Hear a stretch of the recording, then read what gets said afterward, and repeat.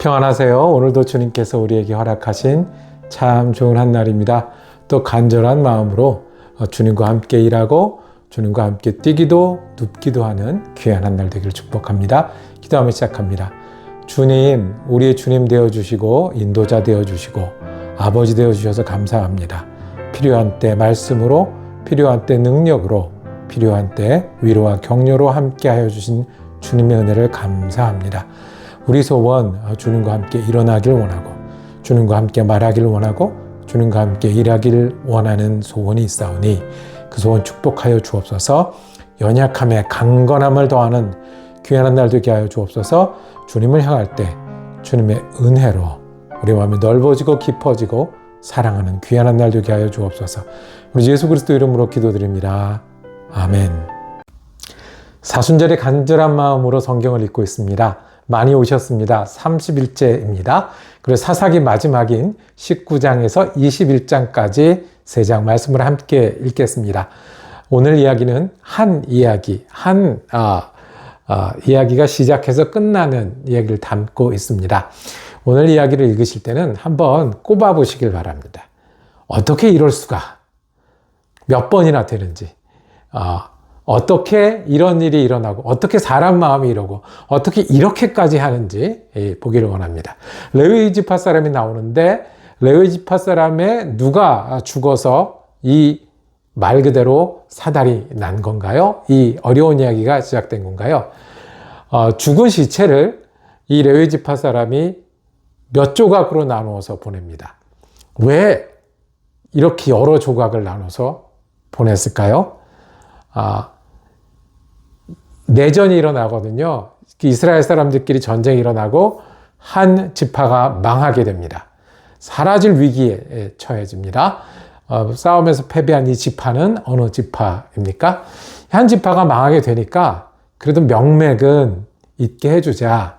열둘은 우리가 지켜야 되지 않겠느냐라고 해서 부인을 조달하는 방법.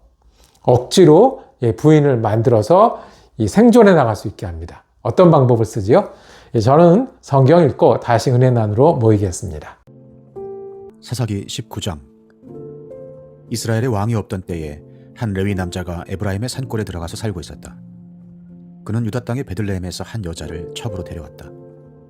그러나 무슨 일로 화가 난 그 여자는 그를 떠나 유다 땅의 베들레헴에 있는 자기 친정집으로 돌아가서 넉 달 동안이나 머물러 있었다. 그래서 그 남편은 그 여자의 마음을 달래서 데려오려고 자기의 종과 함께 나귀 2마리를 끌어내어 길을 떠났다. 그 여자가 그를 자기 아버지의 집으로 데리고 들어가자 그 젊은 여자의 아버지가 그를 보고 기쁘게 맞이하였다. 그의 장인, 곧 그 젊은 여자의 아버지가 그를 붙들므로 그는 사흘 동안 함께 지내며 먹고 마시면서 거기에 머물러 있었다.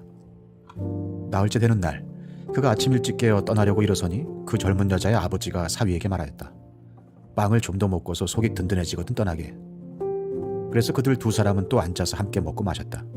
그 젊은 여자의 아버지가 사위에게 말하였다. 부디 오늘 하룻밤 더 여기서 묵으면서 기분 좋게 쉬게. 그 사람은 일어나 가려고 하였으나 그의 장인이 권하여 다시 거기에서 하룻밤을 묵었다. 닷새째 되는 날 아침에 그가 일찍 일어나 떠나려고 하니 그 젊은 여자의 아버지가 권하였다. 우선 속이 든든해지도록 무얼 좀 먹고 쉬었다가 한낮을 피하여 천천히 떠나게. 그들 둘은 또 음식을 먹었다. 그 사람이 일어나 자기의 첩과 종을 데리고 떠나려고 하니 그의 장인인 그 젊은 여자의 아버지가 그에게 권하였다. 자, 오늘은 이미 날이 저물어 가니 하룻밤만 더 묵어가게. 이제 날이 저물었으니 여기서 머물면서 기분 좋게 쉬고 내일 아침 일찍 일어나서 길을 떠나 자네 집으로 가게. 그러나 그 사람은 하룻밤을 더 묵을 생각이 없어서 일어나서 나귀 2마리의 안장을 치우고 첩과 함께 길을 떠나 여부스의 맞은쪽에 이르렀다. 여부스는 곧 예루살렘이다. 그들이 여부스 가까이에 이르렀을 때에 벌써 하루 해가 저물고 있었다. 그의 종이 주인에게 말하였다. 이제 발길을 돌려 여부스 사람의 성읍으로 들어가 거기에서 하룻밤 묵어서 가시죠. 그러나 그의 주인이 그에게 대답하였다. 안 된다. 이스라엘 자손이 아닌 이 이방 사람의 성읍으로 들어갈 수는 없다. 기브아까지 가야 한다. 그는 종에게 또 말하였다. 기브아나 라마 두 곳 가운데 어느 한 곳에 가서 묵도록 하자. 그래서 그들이 그곳을 지나 계속 나아갈 때에 베냐민 지파의 땅인 기브아 가까이에서 해가 지고 말았다. 그들은 기브아에 들어가서 묵으려고 그리로 발길을 돌렸다. 그들이 들어가 성읍 광장에 앉았으나 아무도 그들을 집으로 맞아들여 묵게 하는 사람이 없었다. 마침 그때 해가 저물어 밭에서 일을 마치고 돌아오는 한 노인이 있었다. 그는 본래 에브라임 산간 지방 사람인데 그때 그는 기브아에서 살고 있었다. 기브아의 주민은 베냐민 자손이다. 그 노인이 성읍 광장에 나그네들이 있는 것을 알아보고 그들에게 어디로 가는 길인지 어디서 왔는지를 물었다. 레위 사람이 그에게 대답하였다. 우리는 유다 땅의 베들레헴에서 길을 떠나 내가 사는 에브라임 산골로 가는 길입니다. 나는 유다 땅의 베들레헴에 갔다가 집으로 돌아가는 길인데 이곳에서는 아무도 나를 맞아들이는 사람이 없습니다. 우리에게는 나귀에게 먹일 먹이도 있고 또 나와 나의 처와 종이 함께 먹을 빵과 포도주도 있습니다. 부족한 것이라고는 아무것도 없습니다.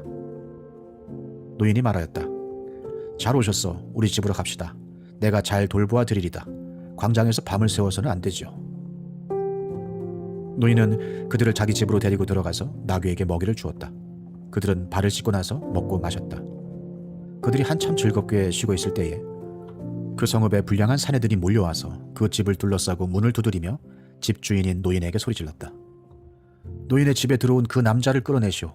우리가 그 사람하고 관계를 좀 해야겠소. 그러자 주인 노인이 밖으로 나가서 그들에게 말하였다. 여보시오 젊은이들, 제발 이러지 마시오. 이 사람은 우리 집에 온 손님이니 그에게 악한 일을 하지 마시오. 제발 이런 수치스러운 일을 하지 마시오. 여기 처녀인 내 딸과 그 사람의 첩을 내가 끌어내다 줄 터이니 그들을 데리고 가서 당신들 좋을 대로 하시오. 그러나 이 남자에게만은 그런 수치스러운 일을 하지 마시오. 그러나 그 불량배들은 노인의 말을 들으려 하지 않았다. 그래서 그 레위 사람은 자기 첩을 밖으로 내보내어 그 남자들에게 주었다. 그러자 그 남자들이 밤새도록 그 여자를 윤간하여 욕보인 뒤에 새벽에 동이 틀 때야 놓아주었다. 동이 트자 그 여자는 자기 남편이 있는 그 노인의 집으로 돌아와 문에 쓰러져서 아침이 밝아올 때까지 거기에 있었다. 그 여자의 남편이 아침에 일어나서 그 집의 문을 열고 떠나려고 나와보니 자기 첩인 그 여자가 두 팔로 문지방을 잡고 문간에 쓰러져 있었다. 일어나서 같이 가자고 말하였으나 아무 대답이 없었다. 그는 그 여자의 주검을 나귀에 싣고 길을 떠나 자기 고장으로 갔다. 집에 들어서자마자 칼을 가져다가 첩의 주검을 12토막을 내고 이스라엘 온 지역으로 그것을 보냈다. 그것을 보는 사람들마다 이구동성으로 말하였다. 이스라엘 자손이 이집트에서 나온 날부터 오늘까지 이런 일은 일어난 적도 없고 또 본 일도 없다. 이 일을 깊이 생각하여 보고 의논한 다음에 의견을 말하기로 하자. 사사기 20장. 그리하여 북쪽의 단에서부터 남쪽의 부엘세바에 이르기까지 또 동쪽의 길르앗 땅에서도 모든 이스라엘 자손이 쏟아져 나와서 온 회중이 한꺼번에 미스바에서 주님 앞에 모였다. 이때 온 백성 곧 이스라엘 온 지파의 지도자들도 하나님의 백성의 총회에 참석하였다. 칼을 찬 보병도 40만 명이나 모였다. 베냐민 자손은 모든 이스라엘 자손이 미스바로 올라왔다는 소식을 들었다. 그때 이스라엘 자손이 그 레위 사람에게 물었다. 이런 수치스러운 일이 어떻게 일어났는지 말하여 보시오. 그러자 죽은 여자의 남편인 그 레위 사람이 대답하였다. 나는 첩을 데리고 베냐민 사람의 땅에 있는 기브아로 간 적이 있습니다. 하룻밤을 묵을 셈이었습니다. 그날 밤에 기브아 사람들이 몰려와서 나를 해치려고 내가 묵고있던 집을 둘러쌌습니다. 그들은 나를 죽이려 하였으나 나 대신에 내 첩을 폭행하여 그가 죽었습니다. 내가 나의 첩의 주검을 토막내어 이스라엘이 유산으로 받은 모든 지역으로 보낸 것은 그들이 이스라엘에서 이처럼 음란하고 수치스러운 일을 하였기 때문입니다. 여러분은 모두 이스라엘 자손이 아니십니까? 이제 여러분의 생각과 대책을 내놓으십시오. 그러자 모든 사람이 한꺼번에 일어나서 외쳤다.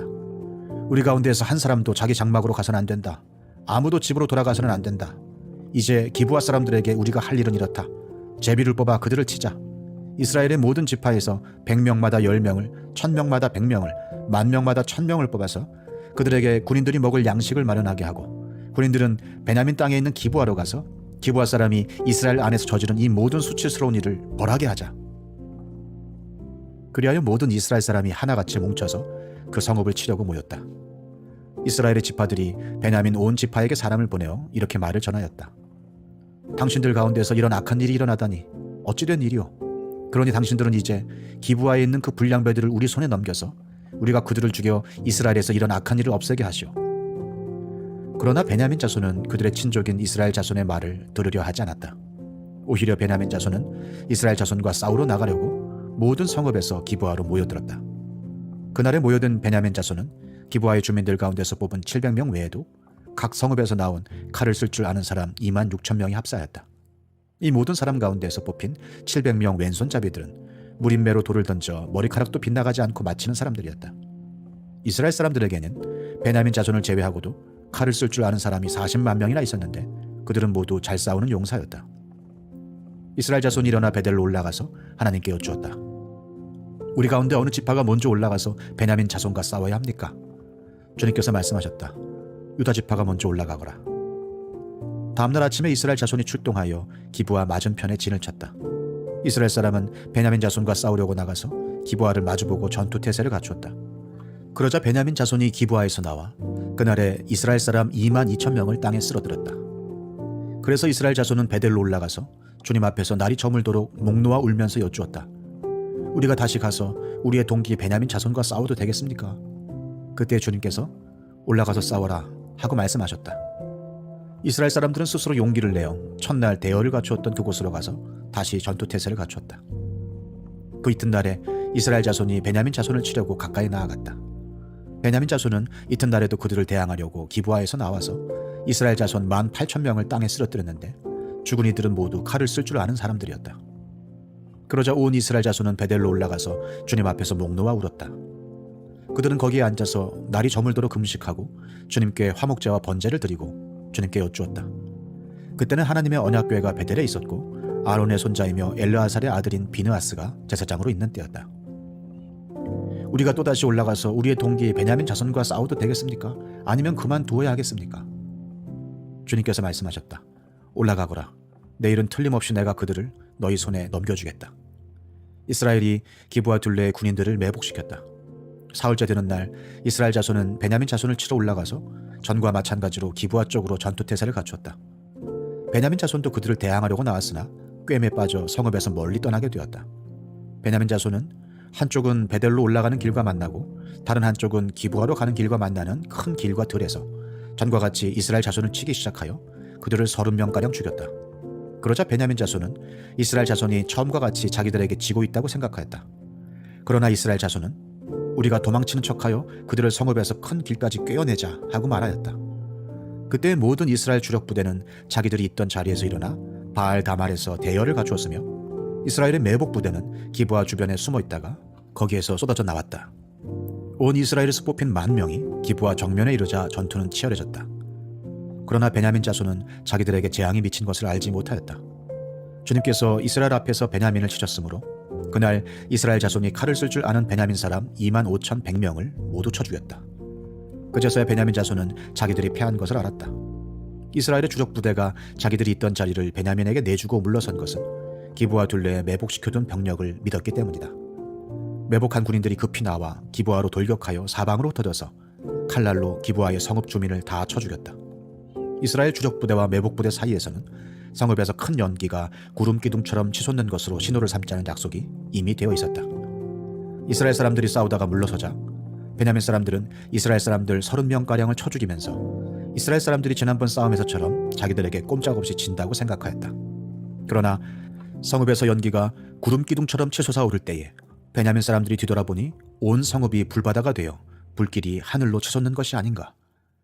이스라엘 사람들이 반격하니 베냐민 사람들은 패색이 짙은 것을 깨닫고 몹시 겁에 질렸다. 그들은 이스라엘 사람들 앞에서 물러나 광야길로 방향을 돌렸으나 퇴로가 막혔다. 그들은 이스라엘 주력 부대와 성읍을 치고 나온 부대 사이에 끼어 협살당하고 말았다. 이스라엘 사람들은 베냐민 사람들을 포위하고 쉬지 않고 동쪽으로 기브아 맞은 쪽에 이르기까지 추격하며 쳐부수었다. 그때 베냐민 사람들이 18,000명이나 쓰러졌는데 그들은 모두 용사였다. 베냐민의 나머지 패잔병은 방향을 바꾸어 광야 쪽 림몬 바위 있는 데까지 도망쳤으나 이스라엘 사람들이 큰 길에서 5,000명을 이삭 줍듯이 모조리 죽이고 기도메까지 쫓아가서 덮쳐 또 2,000명을 죽였다. 베냐민 사람들 가운데서 칼을 쓸 줄 아는 사람 25,000명이 그날 모두 쓰러졌는데 그들은 모두 용사들이었다. 그러나 600명은 방향을 돌려 광야 쪽 림몬 바위까지 도망쳐서 넉 달을 그 림몬 바위 있는 곳에서 숨어 살았다. 이스라엘 사람들은 다시 베냐민 자손에게로 돌아와서 그 성읍에서 사람이나 가축 할 것 없이 닥치는 대로 모두 칼로 쳐서 죽였다. 그들은 그 일대의 성읍도 모두 불살랐다. 사사기 21장. 이스라엘 사람들은 이미 미스바에서 우리 가운데서는 아무도 딸을 베냐민 사람과 결혼시키지 않도록 하자 하고 맹세한 일이 있었다. 이스라엘 백성은 베델에 이르러 거기에서 저녁이 되도록 하나님 앞에 앉아 소리를 높여 크게 통곡하였다. 그들은 울부짖었다. 주 이스라엘의 하나님, 어찌하여 이런 일이 이스라엘에서 일어났습니까? 오늘 한 지파가 끝내 이스라엘에서 없어지고 말았습니다. 다음날 아침이 되자 백성은 일찍 일어나 거기에 한 제단을 쌓고 번제와 화목제를 드렸다.